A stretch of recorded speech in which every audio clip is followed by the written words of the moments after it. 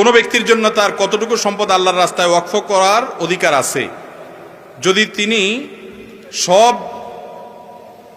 যদি কোনো বাবা ইসলামের নীতি অনুসরণ না করে অতিরিক্ত ওয়াকফ করে দেন, তাহলে সন্তানদের করণীয় কি?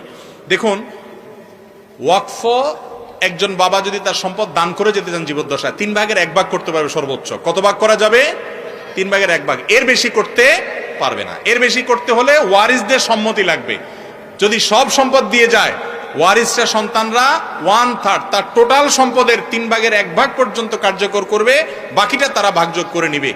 কারণ বাপের এই অধিকার নাই যে তার সব সম্পদ দেওয়ার জন্য ওসিয়ত করে আমার মরার পরে সব দান করে গেলাম, সন্তানদেরকে বঞ্চিত করলাম। অনেক বাপ মা আছে একটু মনের কষ্টে এরকম করে, এটা করা জায়েজ নাই। নবী করিম সাল্লাল্লাহু আলাইহি ওয়াসাল্লাম দেখেন কি দিন আমাদেরকে দিয়ে গেছেন, আল্লাহর তরফ থেকে যৌক্তিক ধর্ম। এখানে বলা হয়েছে যে তুমি তোমার সন্তানকে কোনো কিছু না দিয়ে চলে যাওয়ার চাইতে তাদের জন্য কিছু রেখে যাওয়া উত্তম। এই জন্য অনেকে আছে বিভিন্ন পীরের মুরিদ হয়ে